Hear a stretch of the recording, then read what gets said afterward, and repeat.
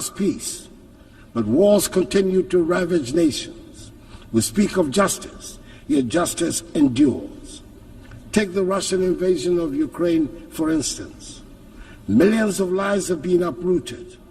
Thousands have lost their lives, and yet the Security Council has struggled to respond decisively, just as it is struggling to make a decisive intervention in the tragic ongoing war in Gaza and the Lebanon.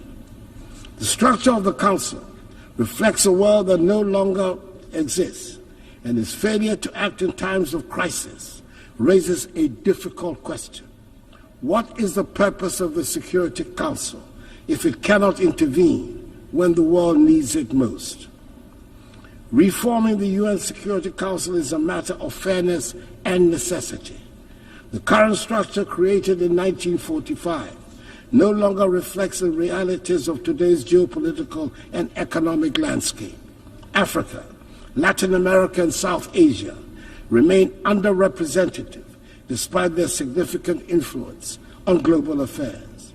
This lack of representation undermines the legitimacy of the Council's decisions, and the use of veto power by a few permanent members often paralyzes its ability to act effectively during crises. Reform is essential to ensure that the Council is more inclusive, democratic, and responsive to the complex challenges we face today. The world has changed, and the Security Council must change with it to maintain its relevance in promoting global peace and security. For years, I've championed the need to reform the Security Council as per the Ezulwini Consensus, the common African position on UN reform, which calls for Africa to have permanent seats on the Council. It is incomprehensible that a continent of 1.4 billion people has no permanent voice in shaping decisions that affect global peace and security. The time for half measures is over. We need a Security Council that is fit for purpose in today's world. It is heartening, however, that finally the demand for reform has found acceptance by leaders of 2 of the 5 permanent members, President Joe Biden of the United States of America and President Emmanuel Macron of France. Hopefully, the others will soon follow suit. We must also recognize that the fight for peace goes beyond government actions. It is a fight for humanity itself.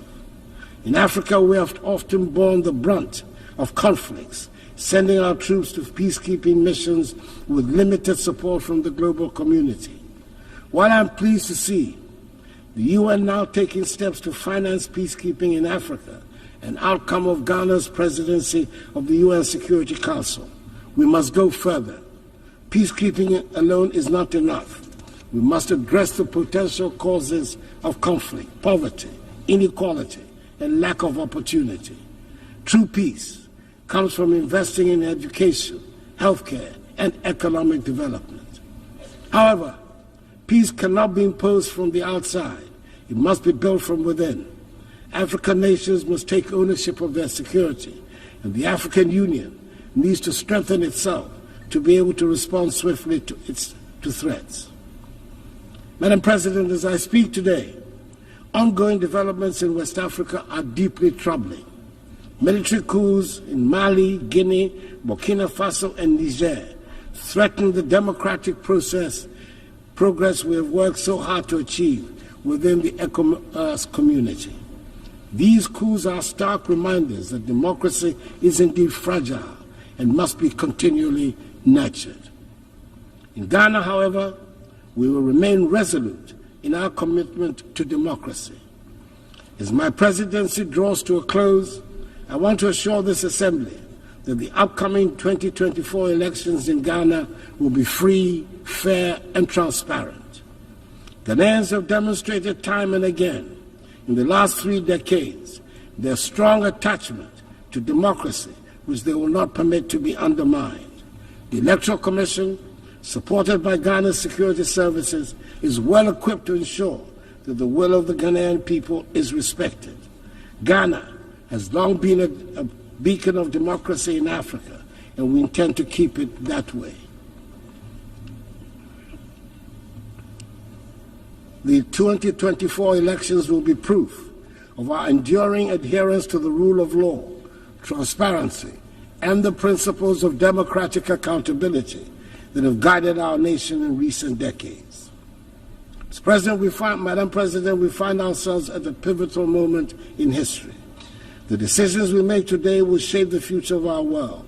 We can choose to act with courage, compassion, and a commitment to leave no one behind, or we can choose inaction and allow the suffering of millions and the degradation of the planet to continue. Let me end by reminding us all that the future is not something that simply happens. It is something we create. We have the power in this room to change the course of history. Let us not shy away from that responsibility. Let us act now, and let us act together. I wish you God's blessings in all your current and future deliberations, and I thank you for your attention. On behalf of the Assembly, I wish to thank the President of the Republic of Ghana.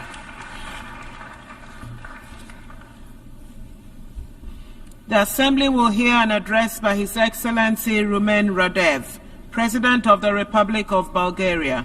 I request protocol to escort His Excellency and invite him to address the Assembly.